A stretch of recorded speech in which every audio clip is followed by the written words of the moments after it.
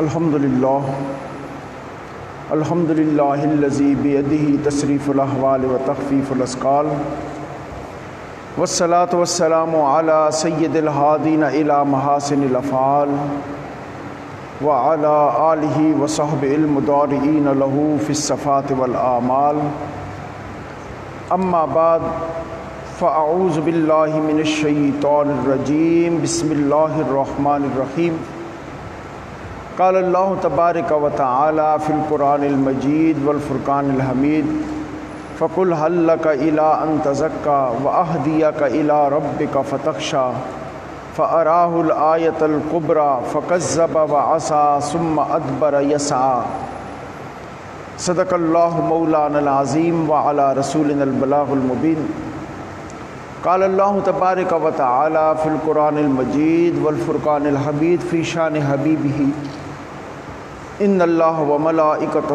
یصلون علی النبی یا ایہا الذین آمنوا صلوا علیہ وسلموا تسلیما اللہم صل علی سیدنا و مولانا محمد وعلی آل سیدنا و مولانا محمد و اصحاب سیدنا و مولانا محمد و ازواج سیدنا و مولانا محمد و اولاد سیدنا و مأوانا و ملجانا و حبیبنا و طبیبنا و حبیب قلوبنا و طبیب قلوبنا و کریمنا و شفیعنا محمد و بارک وسلم وصلی علیہ مولا یا صلی وسلم دائما ابدا علی حبیبک خیر الخلق کلہم والحبیب الذی ترجى شفاعته لكل حول من الاحوال مقتحم۔ حمد و صلوات کے بعد قابل صد عزت و احترام سامعین کرام، بحمدہ تعالی ہمارا جمعہ کا سلسلہ درس عرفان القرآن کے عنوان سے جو ہم نے شروع کیا، الحمدللہ تعالی العزیز اپنے رب کے کرم اور فضل سے وہ جاری و ساری ہے۔ ہم سورۃ نازعات کی آیات کی تشریح، تفسیر اور ترجمہ کر رہے ہیں۔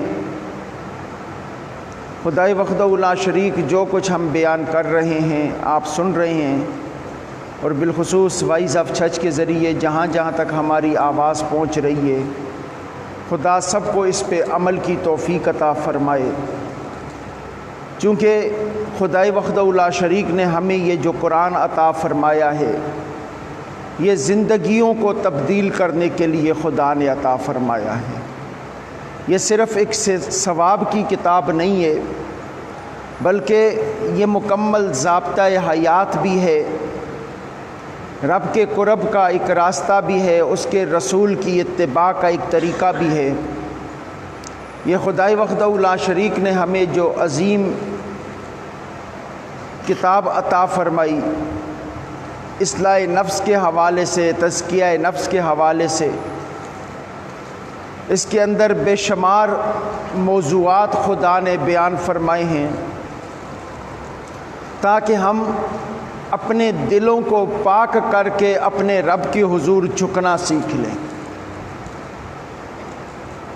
اس قرآن کا مقصد اور مطلب یہ ہے کہ ہمیں وہ زندگی حاصل ہو جائے کہ جو زندگی خدا کی رضا والی ہے، جو زندگی اتباع مصطفیٰ والی ہے، جو مصطفیٰ کے قدموں سے جڑی ہوئی ہے۔ اگر زندگی اتباع مصطفیٰ سے نکل جائے اس زندگی کا فائدہ کوئی نہیں، اس زندگی سے موت بہتر ہے، کیونکہ حیات کا مقصد تبھی پورا ہوتا ہے کہ جب زندگی میرے مصطفیٰ کی اتباع میں ہو، کالی کملی والے کے سائے میں ہو۔ اور یہ قرآن ہمیں لے کے بھی اسی سمت جا رہا ہے کہ ہم اپنے دل کو پاک کر لیں، صاف کر لیں، طیب کر لیں، طاہر کر لیں، تاکہ اس دل میں سوائے خدا کے اور مصطفیٰ کے کوئی اور بسا ہوا نہ ہو۔ یہ دل ہر وقت خدا کے خوف سے دھڑکے، مصطفیٰ کی محبت میں دھڑکے۔ یہ دل ہر وقت رب کائنات کی اطاعت میں دھڑکے، مصطفیٰ کریم علیہ الصلاۃ والسلام کے فضل و کرم کے سائے میں دھڑکے۔ یہ تزکیہ نفس کے حوالے سے یہ قرآن کا مکمل اسلوب جو ہمیں عطا کیا گیا ہے تاکہ ہم دلوں کو پاک صاف کر لیں۔ اور پچھلے جمعہ سورۃ نازعات کے جو موضوعات چل رہے تھے، خدائے وحدہ لا شریک نے قیامت کے احوال بیان کرتے کرتے بات کو فرعون کی طرف لے کے گئے، قصے کو، اس کہانی، اس قرآن کریم فرقان حمید کی آیات مقدسہ کو،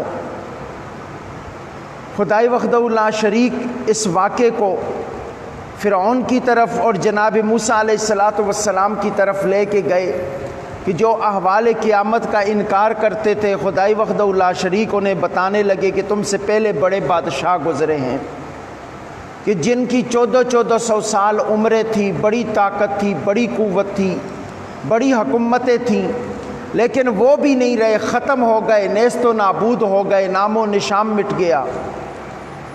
تو اسی حوالے سے خدائے وحدہ لا شریک پچھلے جمعہ ہم نے قرآن کریم فرقان حمید کی سورۃ نازعات کی 18ویں آیت کا ترجمہ کیا تھا کہ فَقُلْ هَلْ لَكَ إِلَىٰ أَن تَزَكَّىٰ، کہ موسیٰ آپ فرعون کے پاس جائیں، وہ سرکشی میں ہے، اور آپ اسے جا کے فرمائیں کہ فَقُلْ هَلْ لَكَ إِلَىٰ أَن تَزَكَّىٰ، کیا تو یہ پسند کرتا ہے، کیا تو یہ پسند کرتا ہے کہ میں تجھے پاک کر دوں، میں تجھے پاک کر دوں، طیب کر دوں، طاہر کر دوں۔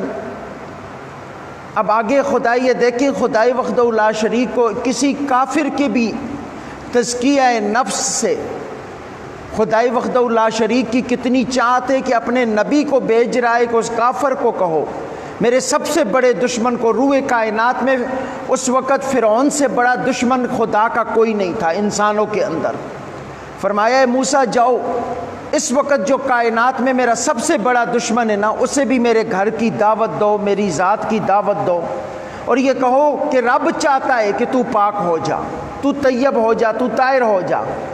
اور آگے رب کائنات نے جناب موسیٰ کو یہ جب حکم دیا نا تو فرمایا اس سے پوچھو هل لک، کیا تو چاہتا ہے کہ الا ان تزکا، یہ کہ تجھے پاک کر دیا جائے۔ اور آگے رب کائنات نے فرمایا وَأَهْدِيَكَ إِلَىٰ رَبِّكَ فَتَخْشَىٰ، فرمایا اس پاکی کا طریقہ کار کیا ہوگا، تو پاک کیسے ہوگا، تو طیب کیسے ہوگا، تو طاہر کیسے ہوگا، تیرا دل پاک کیسے ہوگا، دلوں سے گناہوں کی غلاظت کیسے نکلے گی، دل طیب طاہر کیسے ہوگا۔ فرمایا اس کا طریقہ کار یہ ہے کہ وَأَهْدِيَكَ، کہ میں تیری ہدایت کروں گا، تجھے راستہ بتاؤں گا، تجھے طریقہ کار بتاؤں گا، کس کا، اِلَىٰ رَبِّكَ، تیرے رب کا راستہ بتاؤں گا، تیرے رب کا راستہ بتاؤں گا۔ کس لیے بتاؤں گا؟ فَتَخْشَىٰ، تاکہ تو اپنے رب سے ڈر۔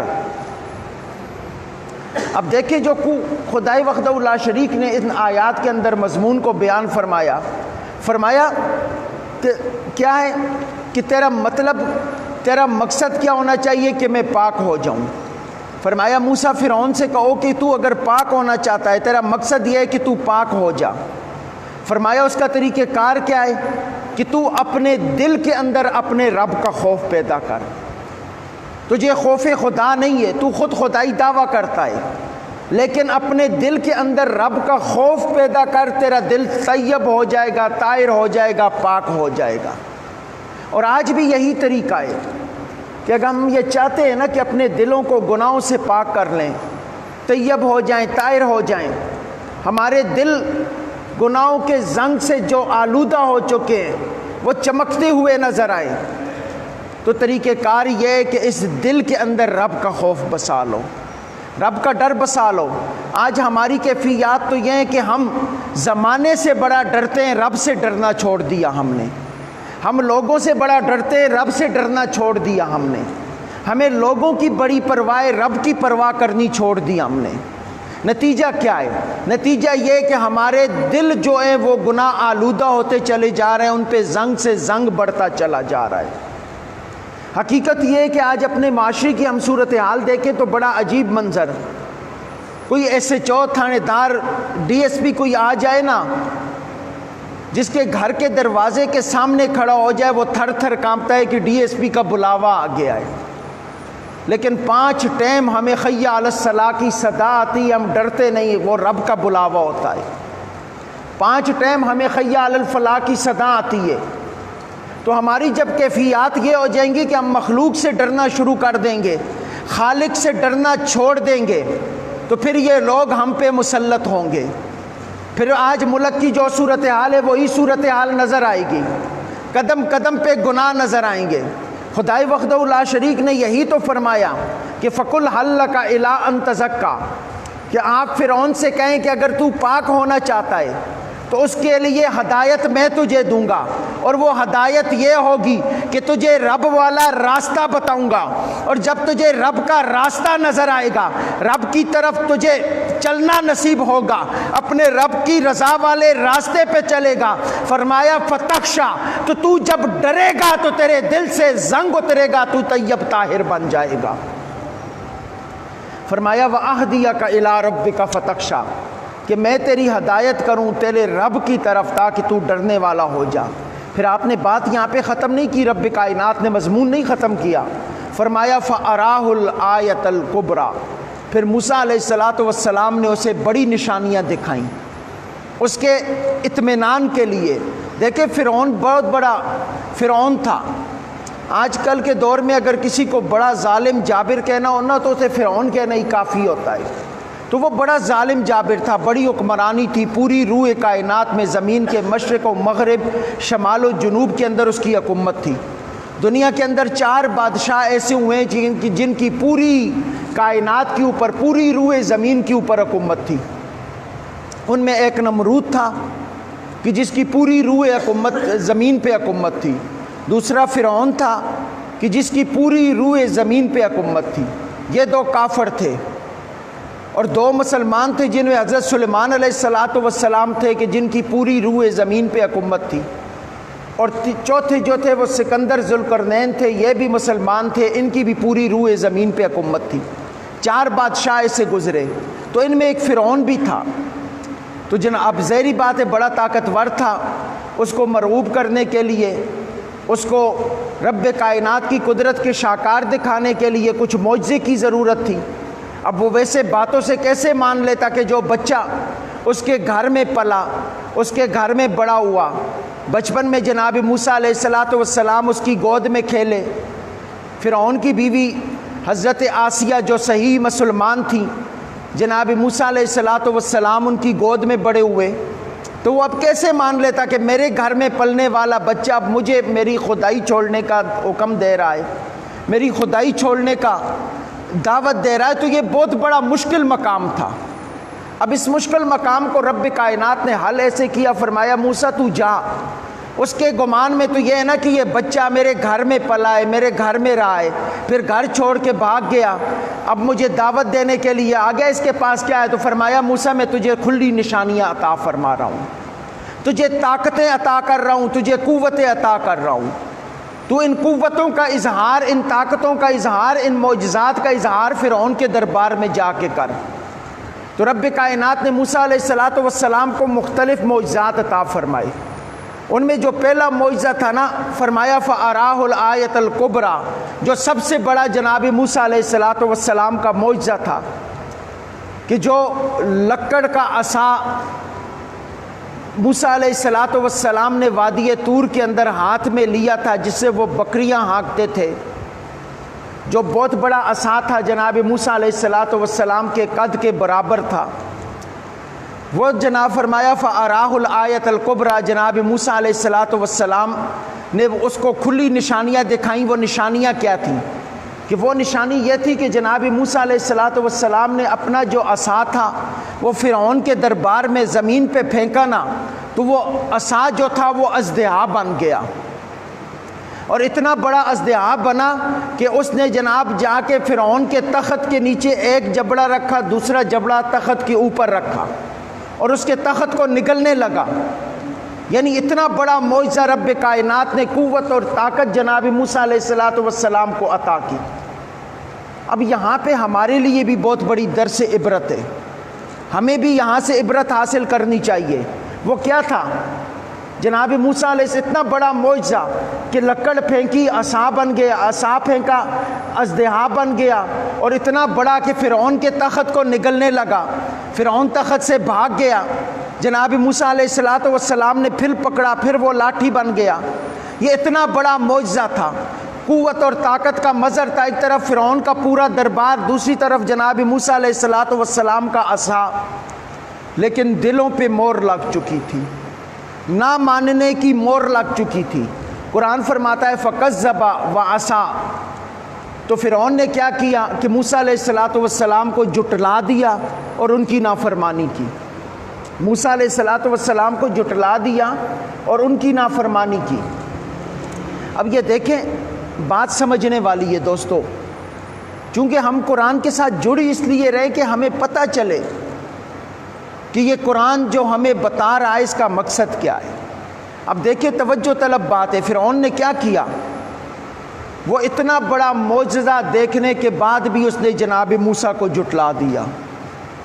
اور ہم کیا کرتے ہیں؟ یہ پوری نظام کائنات کے شاہکار دیکھتے ہوئے بھی نا ہم اپنی رب کی دعوت کو قبول نہیں کرتے، اپنے رب کے حکموں کو قبول نہیں کرتے۔ ہمارے لیے بڑی عجیب کیفیت ہے، بڑے عجیب زبان سے تو ہم سب مسلمان ہیں، ہم سب کہتے ہیں کہ ہم مسلمان ہیں، ہماری زبان بھی مسلمان ہے، ہم کہتے ہیں ہم سے بڑا مسلمان ہے ہی کوئی نہیں، لیکن کبھی تنہائی میں اپنے کردار پہ غور کیجئے کہ کیا ہم کردار میں بھی مسلمان ہیں؟ کیا ہمارا کردار بھی مسلمانوں والا ہے؟ آج دیکھیں نا موٹر وے پہ کیا ہوا کل، کہ وہ ایک غریب لاچار عورت، مجبور عورت موٹر وے پہ کھڑی، لوگوں نے اس کو کے ساتھ زیادتی کی، چلتے ہوئے لوگوں نے، یہ کیا ہے؟ یہ ہماری مسلمانی رہ گئی ہے؟ یہ کیا ہمارے ساتھ ہو رہا ہے؟ ہمارے ملک میں کیا ہو رہا ہے؟ ہمارے کردار ہمارے معاشرے میں کیا ہو رہا ہے؟ چھوٹے چھوٹے معصوم بچیوں کے ساتھ جناب غلط کاریاں کی جا رہی ہیں، پکڑا جا رہا ہے، قتل کیا جا رہا ہے۔ اس وقت تو یہ معاشرہ ایسے لگتا ہے جیسے یہ انسانوں کا نہیں درندوں کا معاشرہ بن چکا ہو۔ اللہ معاف کرے، علمان الحفیظ، جگہ جگہ پہ معصوم بچوں کے ساتھ زیادتیاں ہو رہی ہیں، بچیوں کے ساتھ، کسی مجبور کو دیکھ کے اس کے ساتھ بدکاریاں کی جا رہی ہیں، غلط زیادتیاں کی جا رہی ہیں۔ یہ کیا ہے؟ یہی ہے کہ ہم زبان کے تو مسلمان ہیں، کردار کے مسلمان نہیں رہے۔ دوستو یہی تو فرعون بھی کرتا تھا۔ ہم میں کیا فرق رہ گیا؟ ہم کچھ غور کریں اپنے کردار پہ کہ ہم دعوی مسلمانی تو کرتے ہیں لیکن ہمارے کردار کیا بن گئے؟ ہم خونی بھیڑیے بن چکے ہیں۔ ہمارے ہاں کسی کی عزت محفوظ نہیں، کسی کا مال محفوظ نہیں، کسی کی جان محفوظ نہیں۔ ہم نے اپنی گفتگو میں لوگوں کی عزتوں کا مذاق بنایا ہوا ہے۔ کوئی چل کے آگے جا رہا ہوتا ہے، پیچھے ہمارے ٹھٹے شروع ہوتے ہیں، ہم لوگوں کے ساتھ مذاقیں کرتے ہیں، ان کی عزتوں کی نیلامی کرتے ہیں، دھجیاں بکھیر کے رکھی ہوئی ہم نے۔ یہی تو وہ معاشرہ ہے کہ جس سے خدا کہتا ہے کہ چھٹکارا حاصل کر لو۔ مجھے یہ معاشرہ نہیں چاہیے، مجھے ایسے لوگ نہیں چاہیے کہ جو میرے حکموں کو اس طرح پامال کرے، جو میرے احکامات کو اس طرح پامال کرے۔ فرمایا مجھے تو وہ معاشرہ چاہیے کہ جہاں پہ میرا خوف غالب ہو، میرا ڈر غالب ہو۔ دوستوں ہم نام کے تو مسلمان بن گئے لیکن کردار میں اللہ معاف کرے ہم یہود و نصارہ سے بھی آگے گزرے ہوئے ہیں۔ ہمارے کرداروں کی بولیاں لگ رہی ہیں اس وقت۔ میں معذرت کے ساتھ کہتا ہوں، بحیثیت معاشرہ، بحیثیت تہذیب یافتہ ہونے کے، بحیثیت کمیونٹی، آج پوری دنیا کے اندر ہمارے کردار کی بولیاں لگ رہی ہیں۔ وجہ کیا ہے؟ کہ ہم گفتار کے تو مسلمان ہیں، ہم نے کردار کی مسلمانی چھوڑ دی ہے۔ ہم زبان سے تو اپنے آپ کو مسلمان کہتے ہیں، خدا را کبھی تنہائی میں بیٹھ کے غور کریں، جہاں تک میری آواز پہنچ رہی ہے، جتنے آستانہ عالیہ دریائے رحمت شریف سے تعلق رکھنے والے اکثر لوگ یہاں پہ میرے اس وائز آف چرچ کے ذریعے آواز کو سن رہے ہیں، اور اسی طرح مختلف طریقے کے ساتھ لوگ جہاں تک میری آواز پہنچ رہی ہے، میں یہ پیغام دینا چاہتا ہوں کہ کبھی تنہائی میں اپنا محاسبہ کیجئے کہ ہم کون سے مسلمان ہیں، زبان کے مسلمان ہیں یا کردار کے مسلمان ہیں۔ ہم نے اپنے آپ کو زبانی مسلمان تو کہنا شروع کر دیا لیکن کردار ہمارا اتنا غلط ہے کہ ہم سے رب کی مخلوق میں سے کوئی بھی انسان جو ہے وہ بچا ہوا نہیں ہے۔ ہم نے کسی کو معاف نہیں کیا، جس کا جتنا نقصان ہو سکتا ہے ہم کرتے ہیں۔ رب کو بھول گئے، تو دوستو یہی وہ کیفیات تھیں جن کے ساتھ شروع سے حق کی لڑائی چلی آ رہی ہے. یہ وہ باطل نظریات تھے، یہ وہ کفریہ نظریات تھے، وہ غلط نظریات تھے جو مارکہ حق و باطل لامکان پہ شروع ہوا تھا نا. جس وقت شیطان نے کہا تھا کہ میں تو مٹی سے بنایا، میں تو آگ سے بنایا ہوں، انسان مٹی سے بنایا، یہ مارکہ حق و باطل شروع ہوا. یہ مختلف روپوں میں چل رہا ہے اور آج بھی چل رہا ہے. اب فیصلہ ہمارے حق میں ہے، فیصلہ ہمارے ہاتھ میں ہے کہ ہم نے کرنا کیا ہے. کیا ہم شیطان کے قبیلے میں بیٹھیں گے یا رحمان کے لشکر میں بیٹھیں گے؟ اب فیصلہ ہمارے ہاتھ میں ہے، فیصلہ خدا نے ہمیں دیا ہے. حساب قیامت والے دن ہوگا، پوچھ قیامت والے دن ہوگی کہ دنیا میں تمہیں طاقت بھی دی تھی، قوت بھی دی تھی، فیصلے کی تعین بھی کیا تھا، فیصلے کا تمہیں موقع بھی دیا تھا، اب تمہاری مرضی تھی. وہاں پہ تم رحمان کے طائفے میں بیٹھے تھے یا شیطان کے جگہ پہ بیٹھے تھے. اب فیصلہ ہم نے کرنا ہے. دو رخ ہیں ہمارے پاس. اگر رحمان کے پلڑے میں بیٹھیں گے تو آخرت بھی سنور جائے گی، دنیا بھی سنور جائے گی، اور شیطان کے پلڑے میں بیٹھیں گے دنیا بھی تباہ ہو جائے گی، آخرت بھی تباہ ہو جائے گی. دوستو یہی چیز ہے جس کی طرف ہمیں قرآن بار بار لے کے جا رہا ہے، اور ہم ہیں کہ نہ قرآن کی سنتے ہیں نہ رحمان کی سنتے ہیں. ہماری کیفیات عجیب ہو چکی ہیں. تو یہی خدا کا قرآن کہتا ہے اتنی بڑی نشانیاں دیکھنے کے بعد بھی نہ فَكَذَّبَ وَعَصَىٰ، اس نے جناب موسیٰ علیہ السلام کو جھٹلا دیا اور نافرمانی کی. اور پھر رب کائنات فرما رہا ہے ثُمَّ أَدْبَرَ يَسْعَىٰ، پھر اس نے پیٹھ پھیری جناب موسیٰ علیہ السلام کی طرف، اور کیا کرنے لگا؟ جا کے مقابلے کی تیاری کرنے لگا، کوشش کرنے لگا. یسعیٰ، وہ کوشش کرنے لگا، مقابلے کی تیاری کرنے لگا. یقین کریں میں تو چونکہ حالات حاضرہ پہ اگر غور کریں نا تو ہمیں تو یوں لگتا ہے کہ یہ قرآن کی جتنا احکامات ہیں ان کی دلیلیں ہمارے معاشرے میں نظر آتی ہیں. یہ جو 1400 سال، ہزاروں سال پہلے، 1400 سال پہلے کملی والے کے قلب اطہر پہ اترنے والے قرآن کے اندر یہ جو ہزاروں سال پہلے کے واقعات ہیں، ہمارے معاشرے میں ہمیں ہر جگہ یہ کردار پھرتے ہوئے نظر آتے ہیں. یہ کردار پھرتے ہوئے نظر آتے ہیں. کوئی یہ سمجھے کہ شاید جی قرآن 1400 سال پہلے نازل ہو گیا، آج تو اس کی ضرورت نہیں ہے. نہیں، خدا کی قسم آج بھی اپنے معاشرے میں دیکھے قرآن کا ایک ایک کردار تمہیں معاشرے میں پھرتا ہوا نظر آئے گا. لوگ خدا کے ساتھ لڑائیوں کے طریقہ کار ڈھونڈ رہے ہیں. اب یہ دیکھیں کیا حالات ہو چکے ہیں. فرانس کے اندر جو میرے آقا کے خاکے چھپ رہے ہیں، میرے آقا کے توہین آمیز خاکے چھاپنے کے جو اعلان کر رہے ہیں، یہی وہی تو لوگ ہیں کہ ثم ادبر یسعیٰ، کہ انہوں نے پیٹھ پھیری اور کوشش میں لگ گئے. کس کوشش میں لگے؟ وہ بھی خدا کے نبی کو جھٹلانے کی کوشش کر رہے تھے، یہ بھی خدا کے نبی کو جھٹلانے کی کوشش کر رہے ہیں. ہمیں اپنے معاشرے میں یہ کردار نظر آ رہے ہیں. ارے آج فرانس کیا کر رہا ہے؟ وہی فرعونی طرز عمل اپنانے کی کوشش کر رہا ہے. میرے آقا کریم علیہ السلام کے توہین آمیز خاکے چھاپنے کی کوشش کر رہا ہے. ہم عالم کفر کو یہ بتانا چاہ رہے ہیں کہ تو یہ بھول چکا ہے کہ خدا کا اعلان ہے ان شانئک ھو الابتر. ارے مٹ گئے، مٹ جائیں گے آدھا تیرے، نہ مٹا ہے نہ مٹے گا کبھی چرچا تیرا.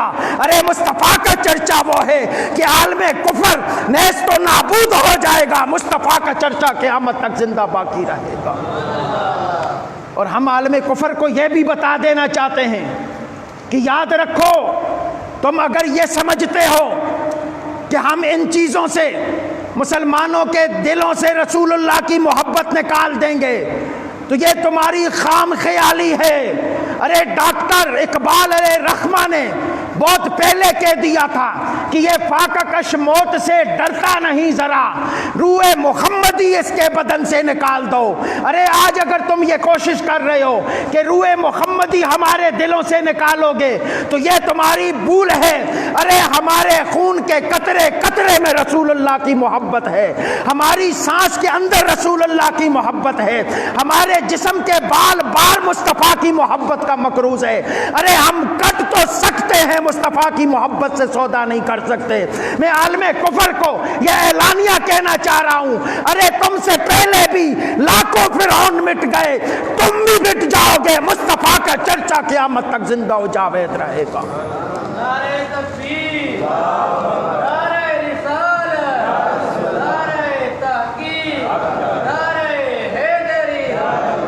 غلام ہیں، غلام ہیں، یاد رکھو یہ آواز میری بہت دور تک پہنچ رہی ہے، اور یہ میں پیغام دینا چاہتا ہوں عالم کفر کو کہ تم سے پہلے بھی آئے جنہوں نے فکذب و عصا بھی کیا، ثم ادبر یسع بھی کیا، کوششیں بھی کی، لیکن وہ کل بھی چراغ موسیٰ کو نہیں بجھا سکے، تم آج بھی چراغ مصطفیٰ کو نہیں بجھا سکتے ہو۔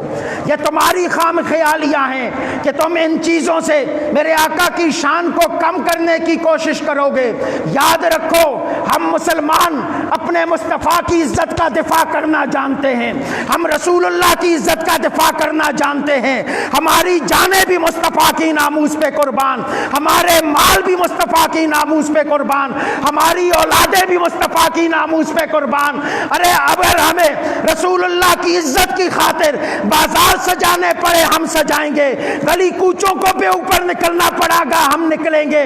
اور یاد رکھو اگر میں کفر کو بتائے گا کہ جہاں پہ مصطفیٰ کے ناموس کی باری آتی ہے وہاں پہ رسول اللہ کے غلاموں کی آواز پست نہیں رہتی، کائنات کی ہر آواز سے بلند ہوتی ہے۔ غلام ہے، غلام ہے، رسول ہے، غلام ہے، غلام یہ رسول میں، شہادہ عشق مصطفیٰ، زندگی قبول ہے۔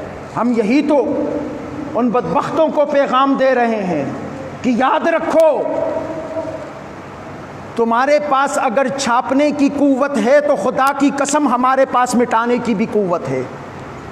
تم اگر یہ سمجھتے ہو کہ ہم قلم کی سیاہی سے چھاپیں گے تو خدا کی قسم ہم اپنے خونوں کی سیاہی سے مٹا کے رکھ دیں گے، یہ تمہاری بھول ہوگی۔ ارے ہمارا خون کا ایک ایک قطرہ مصطفیٰ کی محبت کا مقروض ہے۔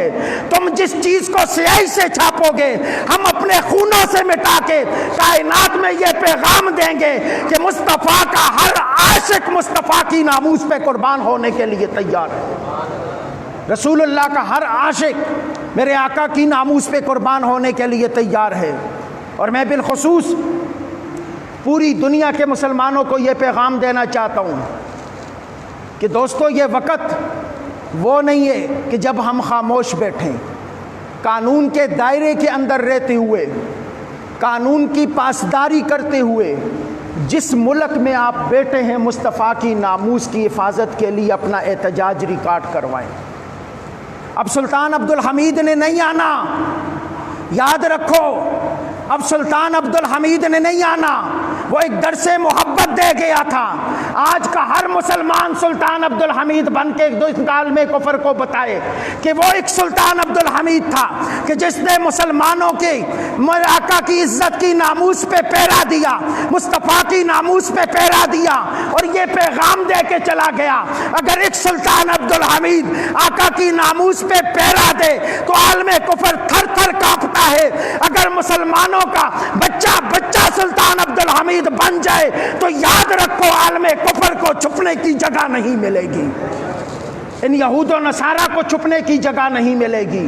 اس لیے ہر آدمی اپنے طور پہ اپنا احتجاج ریکارڈ کروائے تاکہ پتہ چلے کہ ہم رسول اللہ کے غلام ہیں۔ تو یہی کیفیات تھی دوستو، خدا کا قرآن بھی تو یہی کہہ رہا ہے ثم ادبر یسع، پھر فرعون نے اپنے پیٹھ پھیری اور جناب موسیٰ علیہ السلام کے خلاف سازشیں کرنے لگا۔ پھر اس نے کیا کیا؟ فحشر فنادا، اس نے لوگوں کو جمع کیا اور ان کو ندا دی، آواز دی کہ انا ربکم الاعلی، کہ میں تمہارا سب سے بڑا رب ہوں۔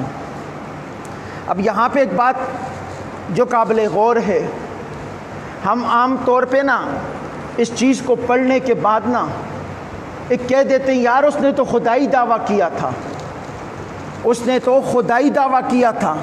یہاں پہ میں آپ کو خدائی دعوے کی بھی تفسیر کر دیتا ہوں جو علماء نے بیان فرمائی ہیں.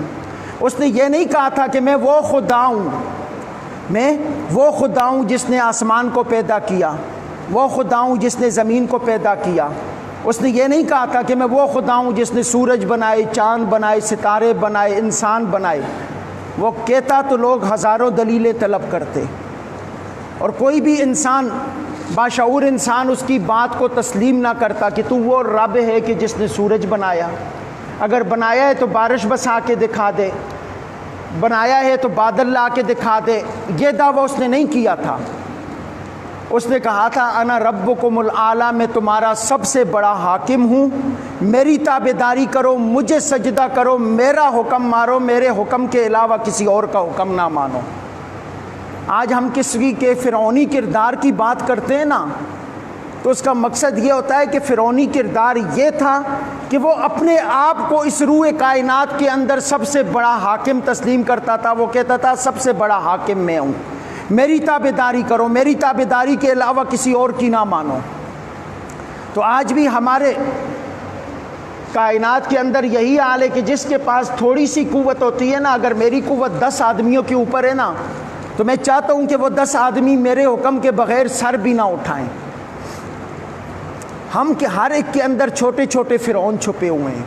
معذرت کے ساتھ میں یہ جو باتیں کرتا ہوں، میں صرف آپ کے لیے نہیں، خود کو بھی اپنے اس شامل رکھتا ہوں کہ میں بھی ایک انسان ہوں، ہماری بھی کیفیات عجیب ہیں، ہمیں اپنی اصلاح کرنی ہوگی.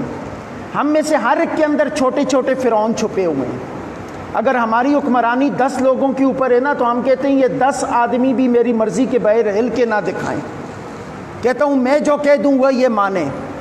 اور اگر ہمیں ویسے بھی معذرت کے ساتھ ہماری کیفیات یہ ہے کہ اگر ہم کلرکسی کی سیٹ پہ بھی بیٹھے ہوئے نا، تو ہم فرعون بن کے بیٹھے ہوتے ہیں. ہم اگر کسی سرکاری محکمے کے اندر نا کلرک کی سیٹ پہ بھی بیٹھے ہیں نا، تو ہم وہاں پہ فرعون بن کے بیٹھے ہیں. لوگوں کے ساتھ ہمارا بیہیویئر وہ ہوتا ہے کہ اللہ معاف کرے، ہم مخلوق کو، آنے والے سائل کو انسان نہیں سمجھتے. یار یہی تو خدا کا قرآن ہمیں اسی سمت پہ تو لے کے جا رہا ہے کہ اپنے کرداروں کو درست کرو، اپنے افکاروں کو درست کرو، اپنے نظریات کو درست کرو، تاکہ کل رب کے سامنے شرمندہ نہ ہونا پڑے. تو اس نے کہا انا ربکم الاعلی. تو رب کائنات فرماتا ہے فَأَخَذَهُ اللَّهُ نَكَالَ الْآخِرَةَ وَالْأُولَى. اس نے جناب موسیٰ کی نافرمانی کی نا، تو فرمایا میں نے، اللہ تعالیٰ نے اسے ڈال دیا، مبتلا کر دیا، دنیا کے عذاب میں بھی اور آخرت کے عذاب میں بھی. فرمایا جب اس نے نافرمانیاں کی، اتنی نافرمانیاں کی، جناب موسیٰ علیہ الصلوۃ والسلام کے مقابلے میں وہ اس جادوگروں کی ایک ٹیم لے کے آیا. انہوں نے 6 مہینے پوری جادو نگری تیار کی، رسیاں بنائیں، سانپ بنائے، ہزاروں سانپ، کہ جس وقت ان سانپوں کے اوپر روشنی پڑتی تو یوں دوڑتے، ایسے لگتا کہ یہ بہت زیادہ سانپ ہیں. اور جس وقت جناب موسیٰ علیہ الصلوۃ والسلام نے عصا ڈالا تو اس اژدہا نے ان کی پوری جادی نگری کو نکل لیا. تو وہ جتنے بھی جادوگر تھے نا، وہ کہنے لگے کہ آمنا برب موسیٰ و ہارون، کہ ہم جناب موسیٰ اور جناب ہارون کے رب پہ ایمان لائے. صرف وہاں پہ ایک فرعون ایسا تھا جو ایمان نہیں لایا، بقایا سارے جادوگر ایمان لے کے آ گئے تھے. تو یہی کیفیت جس وقت اس نے کہا کہ میں تمہارا سب سے بڑا رب ہوں، تو پہلی اس کو دنیا میں عذاب یہ ملا. دنیا کا عذاب یہ تھا کہ اس کی بےزتی ہوئی، جو جادو نگری اس نے 6 مہینے سے تیار کی تھی، اپنے آپ کو رب کہتے ہوئے، وہ ایک لمحے کے اندر جناب موسیٰ کی عصا نے کھا لی. تو یہ بھی اس کی بےزتی تھی. خدا فرماتا ہے میں نے اسے دنیا کے عذاب میں بھی مبتلا کیا، آخرت کے عذاب میں بھی مبتلا کیا.